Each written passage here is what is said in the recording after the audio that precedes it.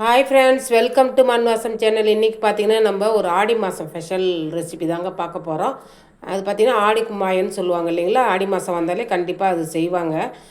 இதை வந்து தான் பார்க்க போகிறோம். இப்போ பார்த்திங்கன்னா கேஸ் ஆன் பண்ணிவிட்டு ஒரு கடாய் வச்சுக்கினேன். இப்போ எந்த கப்பில் நம்ம அளவு எடுக்கிறோமோ அதே கப்பில் எல்லாத்தையும் எடுத்துக்கணுங்க. இப்போ ஒரு கப்பு வெள்ளை உளுந்து எடுத்துக்கிறோங்க. அடுப்பு வந்து மீடியம் ஃப்ளேமில் வச்சுட்டு நல்லா பொன்னிறமாக வறுத்து எடுத்துக்கலாம். நல்லா இந்த அளவுக்கு நிறம் மாறினா போதுங்க.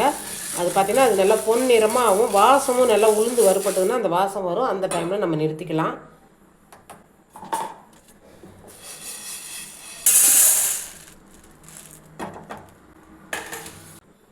எந்த கப்பில் உளுந்து எடுத்தோமோ அதே கப்பில் 1/4 கப்பு பச்சை பருப்பு சேர்த்துக்கலாங்க.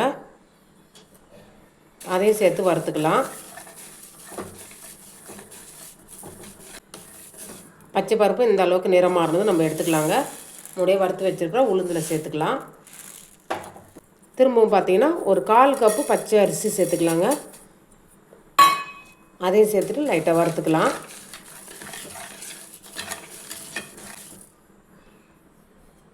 அவ்வளோதாங்க, அரிசி நல்லா வறுபட்டுருது. இப்போ அதையும் எடுத்துக்கலாம். அதையும் அதில் முன்னாடியே வறுத்து வச்சுக்கிறத சேர்த்துக்கலாங்க. இப்போ நல்லா ஆறுனதுக்கப்புறம் நல்லா பொடி பண்ணி எடுத்துன்னு வந்துடலாங்க. பார்த்திங்கன்னா கேஸ் ஆன் பண்ணிவிட்டு ஒரு கடாய் வச்சுக்கோங்க.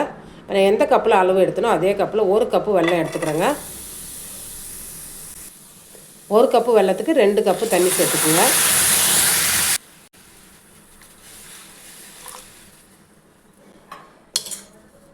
இது பாகு பதம் எதுவும் கிடையாதுங்க, வெல்லம் கரைஞ்சால் போதும். இது வெல்லம் கரையிட்டங்க. இப்போ அரைக்க போகிறோம் இல்லைங்களா, அதுக்கு கூடவே ஒரு 4 ஏலக்காவை இதில் சேர்த்து அரைச்சிக்கலாங்க. அவ்வளோதாங்க, இந்த அளவுக்கு நல்லா பவுடராக அரைச்சி எடுத்துக்கணும். இது அப்படியே இருக்கட்டுங்க.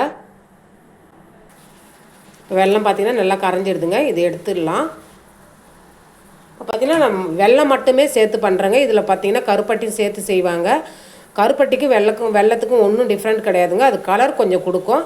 வெள்ளத்தில் மட்டும் செஞ்சிங்கன்னா கொஞ்சம் லைட் கலராக இருக்கும். அதனால தான் இப்போ கருப்பட்டி இருந்ததுன்னா நீங்கள் பாதி வெல்லமும் பாதி கருப்பட்டி சேர்த்து செய்யுங்க.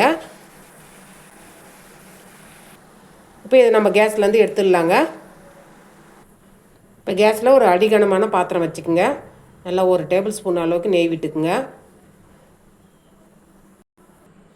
கேஸை வந்து மீடியம் ஃப்ளேமில் வச்சுட்டு நம்ம அரைச்ச அந்த பவுடர் இதில் சேர்த்துக்கலாங்க.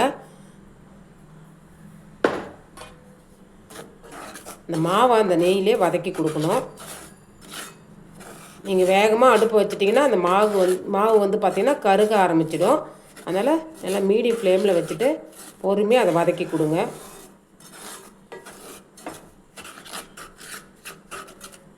இப்போ நெய் சேர்த்து அந்த உருண்டை கட்டுது இல்லைங்களா, அது உடையிற அளவுக்கு நீங்கள் வறுத்திங்கன்னா மாவு நல்லா உதிரி ஆனது நம்ம அடுப்பை ஆஃப் பண்ணிடலாங்க.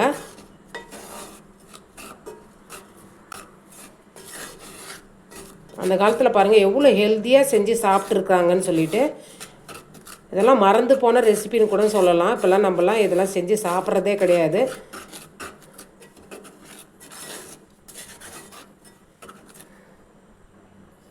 பாருங்கள் அழகாக உதிரியாக வந்துடுது பாருங்கள். இந்த டைமில் நம்ம அடுப்பை வந்து ஸ்லோ பண்ணிடணும். நம்ம கரைச்சி வச்சுருக்க அந்த வெள்ளை தண்ணியை அதில் சேர்த்துக்கலாங்க.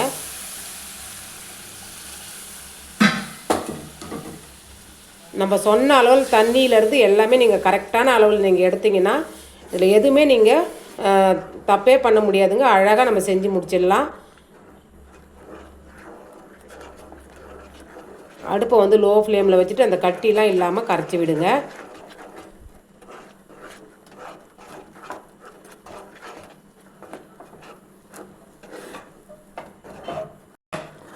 இந்த மாதிரி நல்லா கரைச்சி விட்டுக்கணுங்க.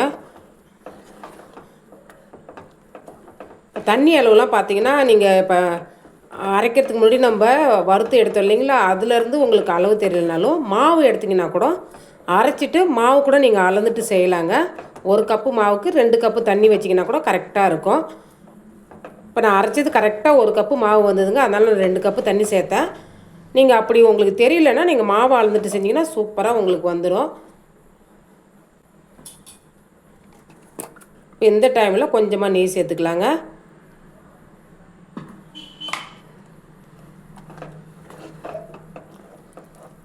இப்போ பாருங்கள், அடுப்பை நான் வந்து லோ ஃப்ளேமில் வச்சு தாங்க கிளறேன். நீங்கள் ஹை ஃப்ளேமில் வைக்காதீங்க. உங்களுக்கு இந்த கலர் வெள்ளை சேர்த்தனால இந்த கலர் வருதுங்க. கருப்பட்டி சேர்த்திங்கன்னா கொஞ்சம் கலர் வந்து நல்லா திக்கான கலரில் கிடைக்கும்.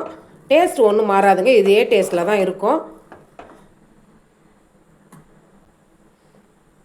கிளறிக்கினே கொஞ்சம் கொஞ்சமாக நெய் சேர்த்துக்குங்க. டோட்டலாக பார்த்தீங்கன்னா ஒரு 1/4 கப்பு நெய் தேவைப்படுங்க உங்களுக்கு. இதில் பார்த்தீங்கன்னா நெய்யில் வறுத்த பாதாம், முந்திரி எதுவாக இருந்தாலும் சேர்த்து நீங்கள் செஞ்சுக்கலாங்க. அதுவும் நல்லா தான் இருக்கும். இன்னும் கூட கொஞ்சம் நெய் சேர்த்துக்கலாங்க. நல்லா திரண்டு வந்துடுது.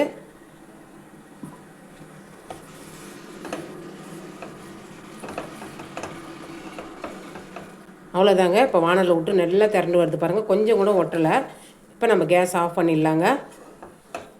நல்லா வாசனை நல்லா கம்மன்னு அந்த நெய் கூட சேர்த்து அந்த உளுத்தம் பருப்பு எல்லாமே வாசனை எல்லாம் செம்மையாக இருக்குது பாருங்கள். தூக்கி நம்ம இது மாதிரி கரண்டி விட்டு போடும்போது அழகாக விழணும். நல்லா வெந்ததுன்னு இதாங்க பக்குவோம். இப்போ கேஸ் ஆஃப் பண்ணிடலாங்க.